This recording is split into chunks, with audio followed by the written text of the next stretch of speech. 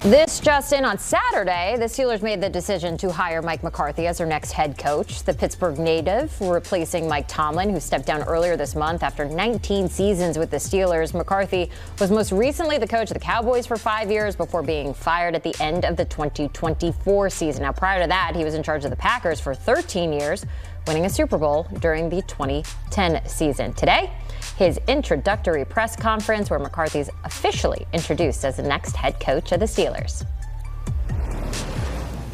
You know, oftentimes coaches and players, you put on new team colors, and it takes a minute to feel comfortable in those new colors. But to be blessed beyond any measure, one day to put on the colors you wore since you brought home.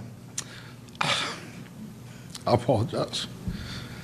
Brett, I told you not to sit my family down here in front. This is so unfair. When you come home from Mercy Hospital, I do want to thank Art Rooney, Omar Khan, Dan Rooney, and the entire Steelers organization for the trust they placed in me to represent one of the most storied franchises in all of sports. I understand and embrace the responsibility, the privilege, and the weight that comes with this stewardship. This city, this franchise, this fan base means the world to me because Pittsburgh's my world, and it's just awesome to be back here. I do want to thank two men I'm very fortunate to call friends, Mike Tomlin and Bill Cowher. They've represented this organization with such class, and I'm honored to follow in their footsteps. They left the proverbial cupboard full, for sure. In your best case scenario, do you want Aaron Rodgers back as your quarterback next year? That's nice the way he asked that, right? That was slick. But I mean, definitely. I mean, I don't see why you wouldn't. But I think just like anything, knowing Aaron long enough, going through seasons, I think when players, to see Mel Blunt here, I mean, when guys are up at that stage of their career, they need to step away and decompress. I think that's very important. The game is so emotional, what these men commit to and what they put into it. I think that time away is important, and I have spoken to Aaron, and so that's really where we are there. But I was able to sit back and watch the games. I watched most of the Pittsburgh games on TV, and I thought he was a great asset for the team. Oh, the emotions are flowing. Aditi Kinkhabwala, Bryant McFadden joining us now on HQ. B-Mac, let's start with you, and I want to give you some props. The moment that Mike Tomlin stepped down, I was on this desk. I said, B-Mac, I know it just happened, but who would you want to step into this position, and who did you say? Mike McCarthy. Mike McCarthy. I said it weeks ago. Oftentimes, if you don't know anything about B-Mac, right, and I'm speaking about myself as a third person, my nickname early on in Pittsburgh was Rabbit Foot. And they called me Rabbit Foot because good things usually happen to me, and I oftentimes prophesied things before they actually happen. And Jeannie, you got an opportunity to see that in real life. So that was the case. And for me, when I came up with his name, it made sense because he's a Pittsburgh guy. And we all knew he wanted to get back into coaching. And the thing that I love watching that presser, which won me over instantly, he's not professionally invested in the Pittsburgh Steelers. He's personally invested in the Pittsburgh Steelers. That's a different love. Before he became the head coach for the Green Bay Packers or the Dallas Cowboys or working for the University of Pittsburgh early in his career, he was a Steeler because that was his favorite team. He grew up in the area. He grew up cheering for the Pittsburgh Steelers. They're at Three Rivers Stadium. This is a guy, even while he was coaching in the National Football League, he loved the Pittsburgh Steelers.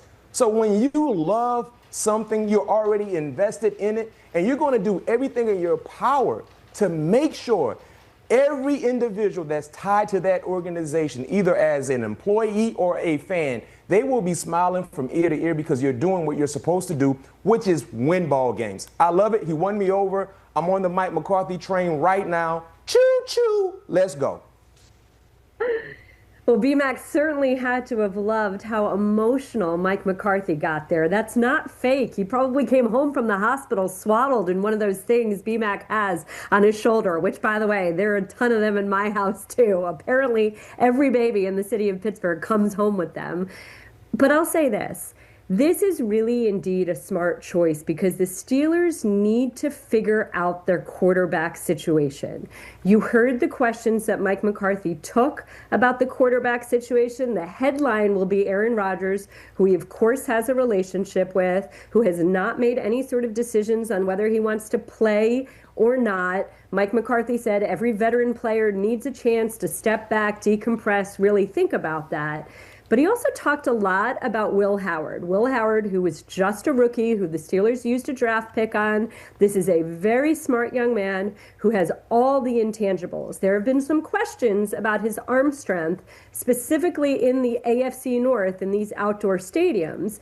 But if anyone is going to be able to figure out if Will Howard does indeed have potential, if anyone is going to be able to help develop the quarterback position, it's certainly Mike McCarthy. He's got that track record. And then another piece of what BMAC is saying here is his experience. Yes, the Steelers formula has been a young first-time coach. But this Steelers organization in the last 19 years has not necessarily upgraded or modernized in the way NFL teams are run right now, particularly in their front office infrastructure. That might be extremely jarring for a young coach who comes from the Rams, comes from the Jaguars, comes from an organization that is indeed up to date with their data, their research, their analytics. Mike McCarthy is somebody who will know how to operate even if all of that isn't yet in place. What's interesting for me, BMAC, is to see if the Steelers now do upgrade a lot of those departments that they've sort of not had to focus on while they had Mike Tomlin working his magic, let's call it. Yeah, BMAC, I want to follow up on what Aditi was just talking about there. And one of the big questions when it comes to Pittsburgh, what do you think happens with the quarterback situation? Well, I love the fact that he's already communicated with Aaron Rodgers, and Aaron Rodgers deserves that respect where he wants to step away and kind of, just kind of analyze things from afar. I'm okay with that, and I'm okay and I'm happy to hear that transparency has already been made. But to Aditi's point, it seems like Mike McCarthy has a liking for Will Howard. And before Will Howard got injured, we were hearing pretty good things about him in terms of how he was going about his business in practices and just being able to have a command on the offense. Now, when you look at where the Pittsburgh Steelers are currently sitting for this upcoming draft, that will happen there in Pittsburgh. They're 21st. That's not an ideal spot to go get one of these up-and-coming potential franchise-like quarterbacks that will be available. Not to mention, this is kind of a watered-down quarterback year when you look at the prospects. You have Fernando Mendoza, then a bunch of question marks with the other prospects that could follow Mendoza based on where they could get drafted. I, for one, would rather roll the dice. Hypothetically speaking, if Aaron Rodgers decides to call it quits, retire, I'm okay in rolling the dice with Will Howard, because whoever you draft at the quarterback position at 21 for the Pittsburgh Steelers, I'm not quite ready to say that said player is better than Will Howard currently. And I definitely would not say, if you look at Will Howard's last year at Ohio State, that player had a better final year in college football than Will Howard did at Ohio State that led to a national championship. So I love hearing that Mike McCarthy has this new phase about Will Howard that he's liking to, and I believe he feels like he can get something out of Will Howard that we haven't seen throughout his early professional career, especially. You know the story, Steelers Nation. We watched one of our own explode onto the NFL stage, a dynamic young playmaker with size, speed, and the kind of skill that makes defenders tremble. We saw George Pickens drafted by Pittsburgh back in 2022, and we dared to believe that he could be the guy, the alpha receiver to lead our aerial attack into a new era. But then the winds changed. In May of 2025, the Steelers made the bold, controversial move, trading Pickens to the Dallas Cowboys for draft capital, a decision that sent shockwaves through the fan base and ignited debates from Pittsburgh to coast. Many praised Pittsburgh for their draft savvy. Others thought we let elite talent slip through our fingers. That debate hasn't died down, and as the 2026 NFL offseason unfolds, that question still rings loud. Could George Pickens come back to the Steelers? And what would that mean in this new chapter under the new coaching staff? Let's rewind to what happened in Dallas. Pickens didn't just produce, he exploded.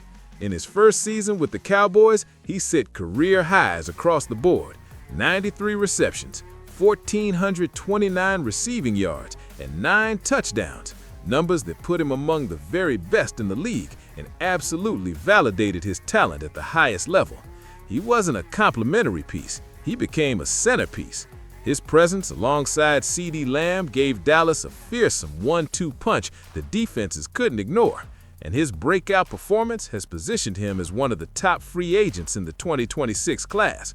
That's not hearsay, it's the narrative shaping up across analyst boards and contract projections. Now here's where it gets interesting for Steelers fans.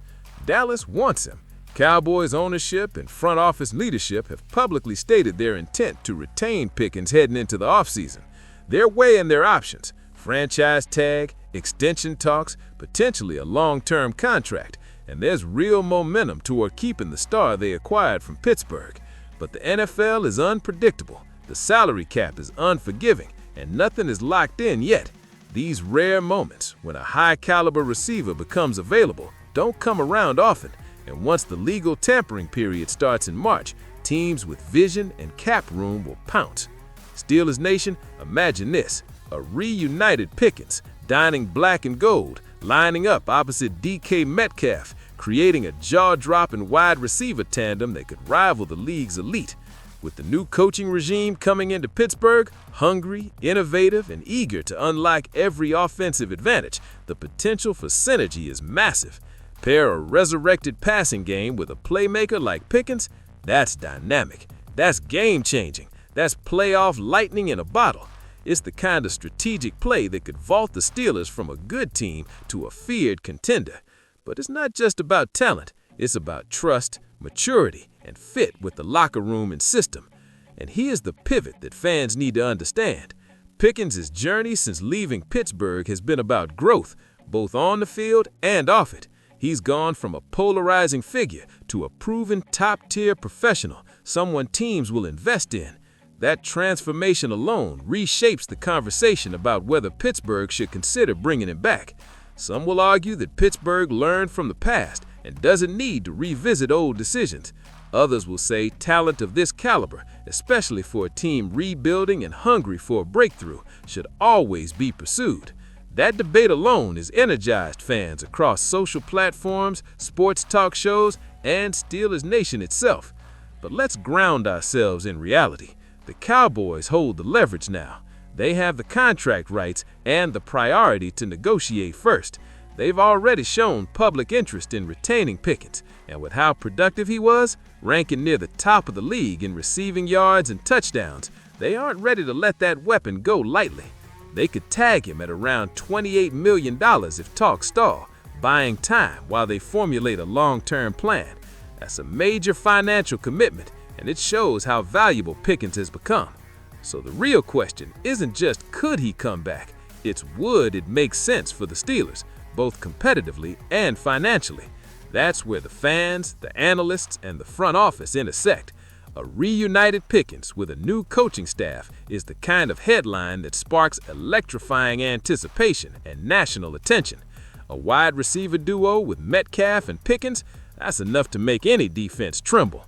But the Steelers also have to balance roster building, the draft, cap space, and the identity they're crafting under their new regime. Whether they decide to pursue Pickens or target another elite free agent or draft young talent, every path speaks to the bold direction this franchise is heading. Steelers Nation, this is the moment, the debate that cannot be ignored. The possibility of bringing Pickens back home is real, even if it's not guaranteed. It's the kind of storyline that fuels the offseason, energizes the fan base, and gives us all something to rally around. A potential reunion like this could redefine Pittsburgh's offense and make the 2026 season one of the most exciting in recent memory. So now, I want to hear from you. What do you think? Should the Steelers make a run at George Pickens and bring him back to black and gold?